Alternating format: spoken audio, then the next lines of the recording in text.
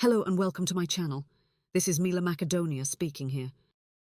I'm just giving a brief introduction to this audiobook piece that I have made before we get started. You may remember, I mentioned that I would upload an audiobook of a good Greeks account of their Macedonian awakening in my How to Be a Good Greek Decolonization masterclass.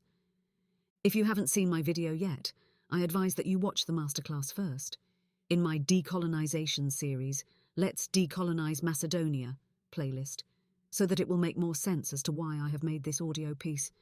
This audio piece is a chapter extract from the book, The Macedonian Conflict, Ethnic Nationalism in a Transnational World by Loring M. Danforth, published in 1995. Loring Danforth examines the Macedonian conflict and analyzes the struggle for human rights of the Macedonian minority in Aegean Macedonia, or today, northern Greece, and the campaign for the international recognition of the Republic of Macedonia, which then was newly independent of what was Yugoslavia. The specific extract we're going to listen to is Chapter 7, Ted Yannis, a Macedonian in Australia who was a well-conditioned good Greek that immigrated to Australia with his family from Aegean Macedonia under Greece and played a role in the Greek community in Australia. At one point he has an awakening when he realizes he is playing a destructive role and separates himself from it. By converting this extract into an audio piece, I'm hoping to educate unaware Macedonians and the world on the impact of Greek state psychological terror inflicted on the Macedonian community in Aegean Macedonia, and urge any good Greeks listening to this audio to introspect just as he did. As you will find out, it's perfectly possible for Macedonians who are good Greeks to decolonize. It's a big step, not least because of the damage they have already inflicted and the image they have created for themselves. However rare it may be, it is possible. So, let this be the nudge you needed to hear to begin your self-healing journey, or if you're just here to understand the Macedonian good Greek struggle, then let's begin. Chapter 7. Ted Yannis, a Macedonian in Australia. Tim Yannis is a short, heavy-set man with a shaggy black beard that almost hides the rugged features of his square face. Whether he is speaking Macedonian, Greek or English, his words emerge slowly and precisely, with an intensity that suggests a troubled at times, bitter man. He drives heavy equipment for a living and owns his own construction company, Ted Yannis Excavations Petty Limited, of Melbourne, Australia. In his wallet, Ted carries a small black and white photograph taken one night in 1959 in Thessaloniki. In the photograph, Ted, a 10-year-old boy at the time, stands with his parents and his younger brother and sister on a dark street in front of a huge neon sign advertising a local newspaper. The name of the newspaper, and the word spelled out in large capital letters across the top of the photograph, was Makedonija. Ted's family was from Kladorabi or Kladhorahi in Greek, a small village in the district of Florina just a few miles from the border between Greece and Yugoslavia. This was the third time they had made the long trip to Thessaloniki to take the medical examinations that were required for emigration to Australia. Ted's father had made the decision to emigrate in 1954 for several reasons. A few years earlier, the Greek government had confiscated his family's land because a relative of his family had fled to Yugoslavia at the end of the Civil War in 1949. More recently, someone had told him not to waste his money sending Ted to high school. Ted would never get a job even if he did graduate. That's when Ted's father knew it was time to leave Greece. When he applied for a passport, Ted's father was told that he would have to go to the local police station and sign a statement renouncing the Communist Party. He didn't know what they were talking about. He'd never been a member of the Communist Party. He'd only been in trouble once in his life. During the Metaxas dictatorship, when he was 18 years old, he'd been jailed for acting in a Macedonian performance of The Bloody Wedding, a popular play, which was also performed in Greek, about a Turkish pasha who kills a beautiful Christian woman because she refused to join his harem. By 1967, when Ted's family was finally given permission to leave Greece, it was too late for Ted to get a good education in Australia. Thinking back on all this, Ted says, "I left Greece with a knife in my back." When Ted's family came to Australia, they came as Greeks, as Greek Macedonians. They went to the Greek church, not the Macedonian church, and they tried to avoid what they called the partisan, the Yugoslav, side of the Macedonians. Ted's mother always used to say, "There's no Macedonia, only Yugoslavia and Greece." One day in school, Ted's teacher introduced him to another new boy from Greece. Ted started speaking Greek to him, but the boy didn't speak Greek, so they tried to communicate in broken English. When the boy learned that Ted was from Florina, he asked if Ted knew Macedonian. From then on, they spoke Macedonian, and they became good friends. During their first few years in Melbourne, Ted and his family lived with an uncle, Nikos Karelis, who had come to Australia in 1954. Nikos's father had been arrested before World War II on the grounds that he was a communist and that he was pro-Bulgarian, but he was a royalist. He supported King George. What kind of communist could he have been? He fled to Yugoslavia in 1945. Nikos himself was put in jail and tortured in Florina during the Civil War. Then he spent 6 months in a prison camp on Makedonija, an island in the Aegean. Nikos says he suffered a lot at the hands of the Greeks. After he was released, his mother and his brothers went to Bitola to be with his father. As the oldest son, Nikos stayed in the village, but when the Greek government confiscated his family's property, he left for Australia. Nikos's wife remembers the day when her grandfather was driven away in a jeep by the Greek military police. "We never saw him again," she says. "No one knows where he was buried. There were bodies everywhere. They did a lot of bad things. They think we'll forget." Nikos was the first Macedonian in Melbourne to own a bulldozer. He hired Ted as a driver and got him started in the construction business. Once, several years later, Nikos recommended Ted for the job of digging the foundation for the new Macedonian Community Centre in Epping, but the people in charge there refused to hire him when they found out he was a member of Heidelberg Alexander, the soccer team founded by people from Florina, who were pro-Greek. At work, Ted would tell Nikos what he'd learned about Greek history in school in Greece. Nikos would say, "No, it wasn't like that. I lived it." When their financial situation improved, Ted's family moved into their own home, first in Northcote and then in Lelore, two working-class suburbs that spread across the flat plains to the north of Melbourne. One weekend, Ted's father heard that The Bloody Wedding was being shown in Macedonian at a movie theatre in Princeton, a nearby suburb with a large Macedonian community. Ted's father hired a taxi, something he never did, to take the family to the theatre. As much as he was trying to be Greek here in Australia, Ted says now, he just couldn't wait to see that movie. When they returned home afterwards, Ted's father just sat with his head in his hands for hours. He didn't say a word. He just cried. In the early 1970s, Ted was engaged to a woman whose family was originally from a village near Kladarabi. Vera's father had fought with the communists during the Civil War. When the war was over, he settled in Yugoslavia, where Vera grew up. Vera was a Macedonian. Ted spoke English with Vera and Macedonian with her parents. Ted's parents wanted a Greek wedding in the Greek church, with Greek music at the reception. They wanted their grandchildren baptized in the Greek church as well. Vera's father agreed. At first, Vera thought that Ted's parents were the same kind of people as her parents, but then she realized they were different. Ted's parents idealized everything that was Greek. Vera thought that attitude was disgusting. Ted had been brought up to believe that the Macedonian language was something inferior and useless, but Vera knew that wasn't true. She'd been to school in the Republic of Macedonia, where Macedonian was the official language. Sometimes they had dinner at a Greek restaurant run by one of Ted's aunts. Vera thought people there danced like Zorba the Greek. When Vera's father wanted to tease Ted, he called him Grusto, the Greek boy. After his father died in 1976, Ted decided to visit one of his father's closest friends in Adelaide. Ted had many things he needed to talk to him about, many questions he needed to ask. "I always thought I was Greek," Ted says now, "but there were things I couldn't explain. My brother and sister just accepted things. They believed what they learned in school. But not me. I always had questions. Why do we have two last names, Yannis in Greek and Jovanov in Macedonian? Why do we speak Macedonian? Why do they call us Bulgarians?" My parents would say, "Don't ask questions, forget about it, just leave it alone." It was from his father's old friend in Adelaide that Ted finally got some answers. It was then that he learned for the first time about his relatives who had fled to Yugoslavia, about the bloody wedding, and about his father's renunciation of the Communist Party. Ted's parents had raised him as a Greek, but he was beginning to have doubts. Now he didn't know what he really was. A year later, Ted and Vera took a trip around the world. First they stopped in Toronto to visit some relatives there. Then they went to Athens, where Ted had some cousins. Vera remembers being shocked by how completely Greek they were.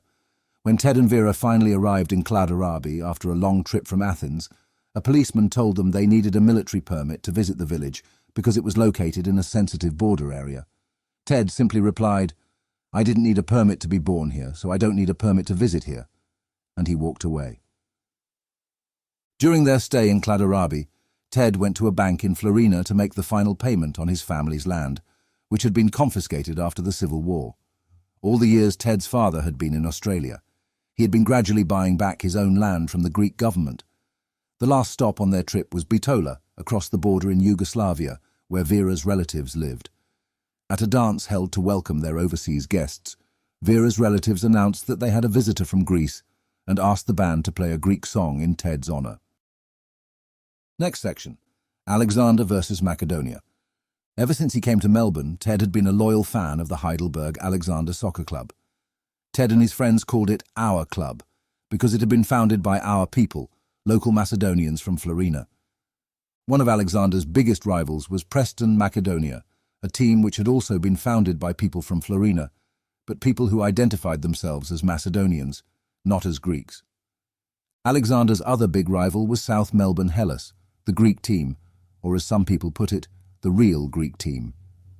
When these teams played each other, Hellas fans called Alexander fans Bulgarians, Alexander fans called Makedonia fans Yugoslavs, and Makedonia fans called Alexander fans Greek lovers or traitors. Mila intervention here just for clarity.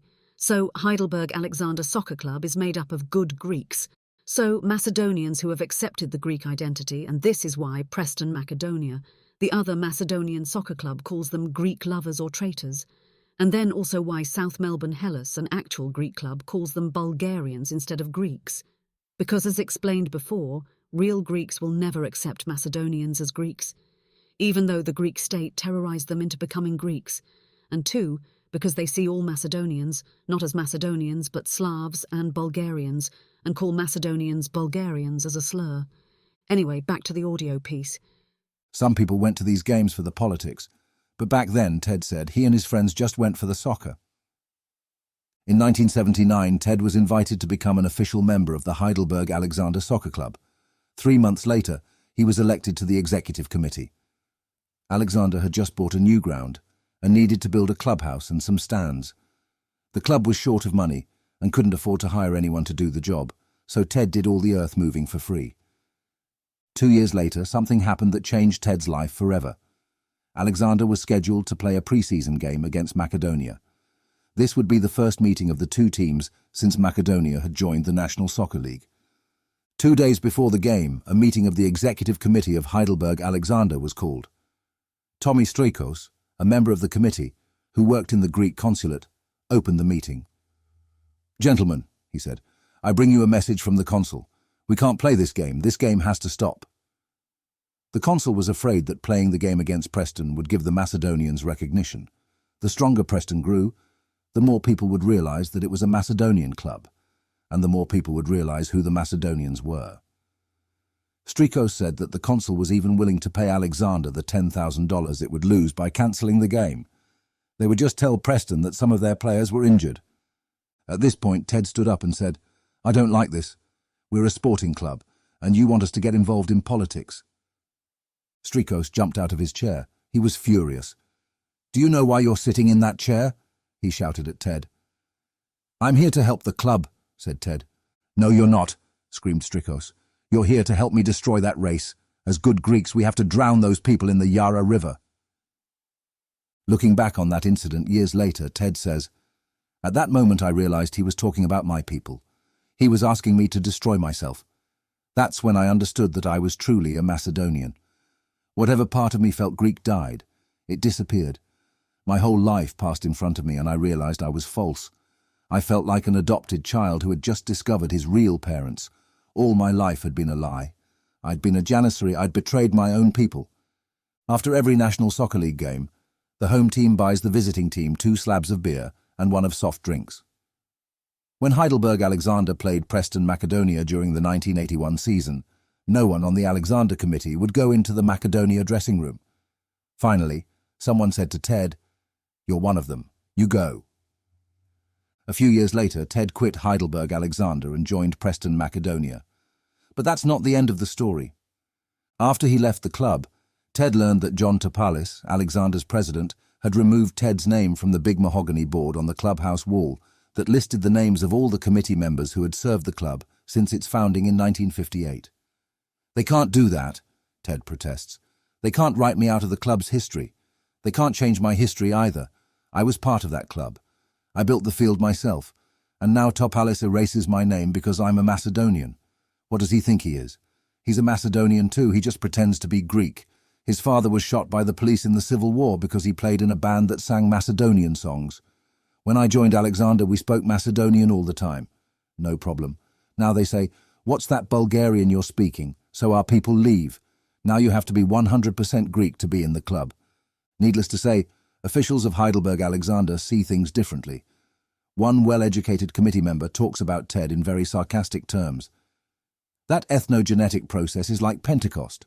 The Holy Spirit descends on you and enlightens you, and you become a Macedonian. It's all Slav propaganda. Another club member, who had been a good friend of Ted's, speaks about him more sympathetically. "I lost my best friend. How can he say he's a Macedonian now? Until a few years ago he said he was Greek. We were the same. We were Greeks from Macedonia. Ted used to have a pile of records a foot high, and a stack of cassettes twice that high, all Greek music. When he stopped listening to them, he gave them all to me.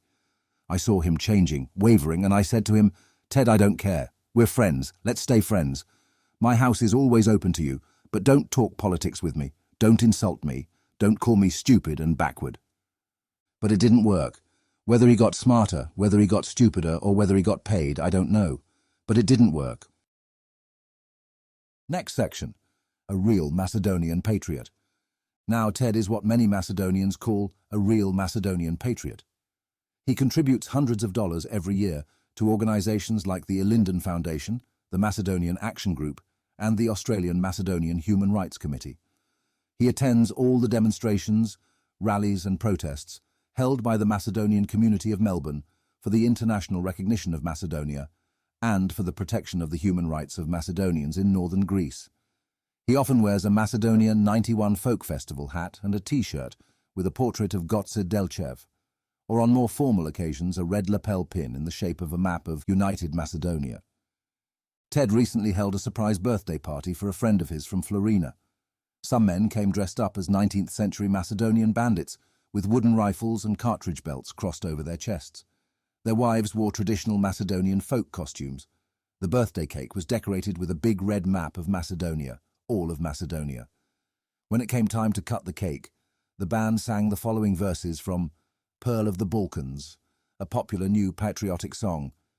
"There is only one truth. There is only one Macedonia. Divide her. Tear her to pieces. She will still be our most dearly beloved land." But no one could bear to cut through the center of the cake and divide up Macedonia.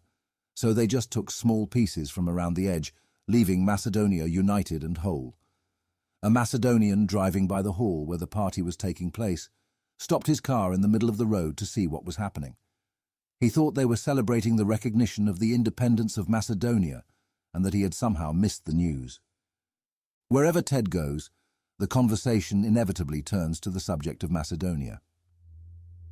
One Friday night at the bar of the Epping Hotel on High Street in the northern suburbs of Melbourne, Ted was talking with Thanos, a Greek from Katerini. Thanos, unlike most Greeks, was willing to accept the fact that Macedonians existed who were not Greeks, but was strongly opposed to the creation of a Macedonian state that would include any Greek territory. This wasn't good enough for Ted, though. Ted argued that Korea, Cyprus and Macedonia were the only 3 countries in the world that were still divided. "If I've rented my house to someone for a year," he asked Thanos, "and I want to move back in when the year is over, what do I do? Don't I have the right to take it back?" Once Ted was talking with a man who had been born in Florina, but whose father had come to Greece in 1922 as a refugee from Pontos in Asia Minor near the Black Sea. "What am I?" the man asked Ted. "You tell me what you are," said Ted. "I can't tell you. What are you?" "I'm Pontian because my father was Pontian, but I'm also Macedonian because I was born in Macedonia, and I'm Greek too because Macedonia is part of Greece." "You want 3 identities, and you won't even let me have one," said Ted. "You're not a Greek. You're a refugee, an Asian. You were made a Greek. You're not a Macedonian either. You were brought to Macedonia. You don't even speak Macedonian. Our people are the real Macedonians. Just because you were born in Macedonia, that doesn't mean you're a Macedonian. You can't choose what you are. Blood is passed down from father to son. You can choose what you want to be, but you can't choose what you are.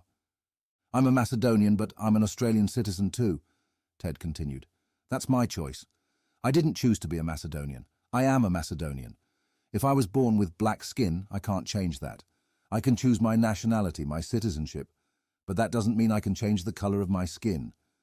Your national consciousness can change. Fine, but the real essence of who you are can't change. Can the consciousness of a black make him white just because whites raised him and he lives like a white? No. His skin will still be black. You can choose to be a Greek the way I can choose to be an Australian. But you're not. I'm a Macedonian, and if you tell me I'm not, you can get stuffed. On another occasion, Ted said, "We become what people tell us, but that's brainwashing. We don't change in natural fact. When we left Greece, we believed we were Greek, but we were made Greeks. When people ask me now, how did you change? I tell them, my grandmother didn't speak Greek. Do real Greeks have grandparents who didn't speak Greek? All the years I spent in Greek schools were useless. I got older and thought about who I was. Now I'm proud of who I am. I'm a Macedonian.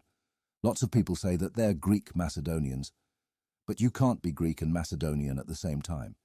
You can only brainwash a Macedonian and make him a Greek."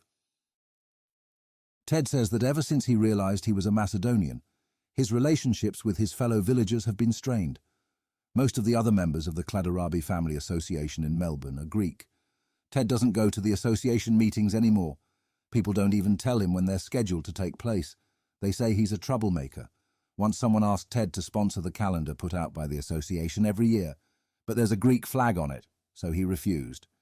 Ted still goes to the village dances, though, in spite of the fact that the master of the ceremonies speaks Greek at the microphone and that people there dance mostly Greek dances.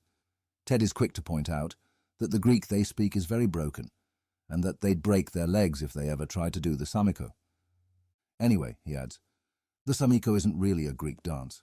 It's Turkish. It's from Asia Minor. But what bothers Ted most about these dances is the fact that the president of the Greek community of Thomastown and Laylaw is often invited as guest of honour. Vera does not enjoy going to the Kladarabi dances because she's afraid there will be trouble, the way there was a few years ago when I asked the leader of the band to play a Macedonian song. The leader of the band said that the organisers of the dance had instructed him to play only Greek songs. So Ted went up to a member of the village committee and asked, "Is this function to keep our culture alive in this country, or what?" The committee member couldn't say anything, because he knew that back in their village they used to sing songs in that language. After a great deal of discussion, the band was finally allowed to play a Macedonian song, but the song Ted requested was a really patriotic song they never sang back in the village. Ted's favourite verses were, "Come let us gather, from all our villages and towns, to shout together loudly, 'Get out Greeks, we don't want you!'" People were furious with Ted for requesting a song that was insulting to Greeks. Ted's response was, "Why are you so upset? I don't see any Greeks here anyway. Besides, I didn't write the words. It's just a traditional Macedonian song." Ted says that even the Macedonians who are pro-Greek don't like to dance Greek dances all the time. Much more disturbing to Ted than his alienation from his fellow villagers is his estrangement from his own family. Neither his brother Jim nor his sister Maria speak to him anymore. They are both Greeks. A few years ago, Maria's daughter married a man from a village near Kladarabi who was a Macedonian. She wouldn't get married in a Macedonian church, and he wouldn't get married in a Greek church, so the wedding was held in an Anglican church. At the engagement party, they played both Greek and Macedonian music, since the two families shared the expenses, but at the wedding reception, the music was all Macedonian because the wedding was paid for by the groom's family. The groom's father hired a band from Varda, Macedonia, that didn't even know any Greek songs. Ted really enjoyed the wedding, but his brother Jim hated it. On the second floor of the hall where Maria's daughter's wedding reception was being held, a Greek wedding was taking place at the same time. Jim, who had already had a few drinks, said angrily in Macedonian to his uncle Nikos, "Fuck the bloody Yugoslav bastards. I'm going upstairs to dance some Greek dances." "They're not Yugoslavs," Nikos shot back. "They're your relatives. That's your sister's daughter who's getting married. You stupid Greek lover. You have your grandfather's name. Do you know where he is? He's dead and buried in Bitola. Shame on you. You don't know what you are, but other people do. They know what you are. It's in your heart. Your first words were Macedonian. You were born a Macedonian. The final section. Jim Yannis, a Greek in Australia. Jim Yannis drives heavy equipment like his brother. He has a full black beard like his brother too, but it's shorter and neater than Ted's. Jim is the secretary of the Greek community of Thomastown and Lalo, and a member of the Heidelberg Alexander Soccer Club.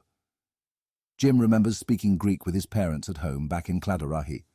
It was only his grandmother who spoke Yugoslav, and she died when he was 2.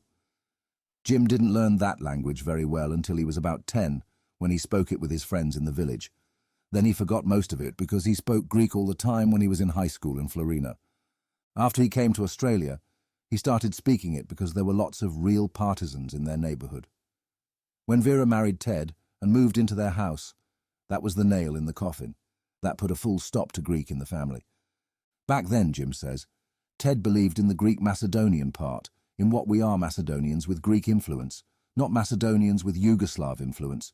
We're Macedonians, Greek Macedonians, the real Macedonians. People from the other side are Slavs. You can change your religion and your political views, but you can't change who you are. You can't change history. When does Macedonia appear first in history? With Philip and Alexander the Great. Archaeologists have proved that Macedonian civilization was one and the same with Greek civilization. Macedonian religion was the same as the Greek 12 gods of Olympus. The Slavs came later in the 7th century. Then we were conquered by the Ottomans in 1453. Under the Turks there were Greek and Bulgarian schools in Macedonia. The Bulgarians raided the villages and killed the teachers and priests. Then they built Bulgarian schools and forced people to go there. Some of our people still believe they're Bulgarians. The Macedonian thing was never mentioned in our area. The church in our village was built in 1888 and has Greek writing on the walls. There's nothing Cyrillic anywhere. That makes me believe that our people were Macedonians, Greek Macedonians, not like those people, the other people, the Macedonian Macedonians. They say that all the people in Macedonia are Macedonians. They're completely ignorant, especially the recent converts, the newly enlightened ones. I call them Jehovah's Witnesses. They're like people following cults. I'm the way I was born, the way I was taught. Later I looked into it to find out what history has to say. Ted and his friends tried to convert me, but I have a stronger will. I believe in what I know, and I won't change. Ted and his friends want to be noticed everywhere they go. They're troublemakers. They get together and drink and carry on like Yugos. They bring the hatred back from the Civil War. What Ted believes in, that's communist propaganda. The communists said, "We'll give you Macedonia." But my father believed in Greek Macedonia. It was the communists who chased him out of his house. He hid in the fields so they wouldn't find him. The communists destroyed our village. The government did too, but my father-in-law fought against the communists. He fought for a liberated Greece. He didn't want Greece to end up like Yugoslavia. Vera calls him a traitor, a Greek spy, but that's not true. He was a loyal Greek, a real Greek patriot. He was a Greek Macedonian. That's what we are. We're not Yugoslav Macedonians. We're Greek Macedonians. Sometimes people from southern Greece have the impression that Macedonians are all peasants, that they're really second-class Greeks. They think we can't speak Greek. They call us Bulgarians. Somebody here in Melbourne asked me once, "Why do you speak Greek? You're from Macedonia." I laughed and said, "I'm Greek. That's all I know." It's the people from Yugoslavia who say, "We're Macedonians, not Greeks." That's what causes all the trouble. How can they say that Macedonians are Slavs, when in the heyday of Macedonia the Slavs didn't even exist? You can't say that you're Macedonian and not Greek. You can't start from the end. If you're going to talk about Macedonia, you have to start at the beginning. In the early days, Macedonia was Greek. You can't start a nation from Gotze-Delchev in 1903. That's when their history begins. They're trying to start a new race that has nothing to do with Greece. They're trying to form a new Slavic Macedonian race. They say that Macedonia and Greece have nothing to do with each other, that their language is the Macedonian language. But it's not. The original Macedonian language was Greek. Their language is just a Slavic dialect. Their alphabet is made up of Russian letters. They don't want to have anything to do with Greece, but you can't rewrite history. In ancient times, the Macedonians were one and the same with the Greeks. The so-called Macedonians, the new Macedonians, are fanatics. They want to take the Greek out of the Macedonian, but they can't. They can't do it in 100 years. It's been there for 4,000. My parents would be ashamed of Ted now. They'd be ashamed of what he says he is. How can he be the only one in the whole family to be a Macedonian? It's an Australian disease. No one back in Cladorhi talks like that. No one there wants Macedonia. They all want Greece. People there say, "What's the matter with Ted?" It's painful for me to see people laugh at him. He changed his nature overnight for no logical reason. One of our cousins saw Ted recently, and Ted started preaching to him about Macedonia. He said, "Ted, it's not you. It's not the person I knew." His old friends who were in school with him in Greece are amazed.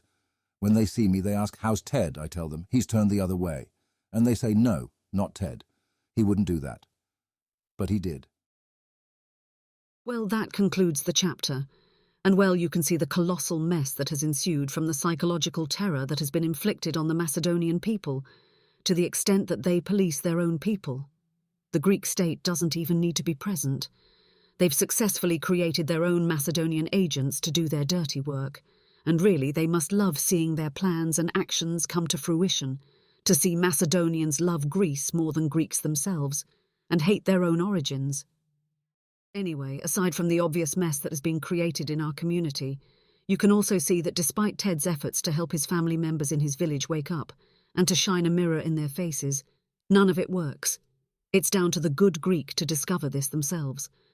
But you can consider the factors that did work to awaken Ted, and the possibilities there are to enable building bridges so that the most destructive Macedonian force can be deconstructed. And well, thank you for listening, and until next time, yours, Mila.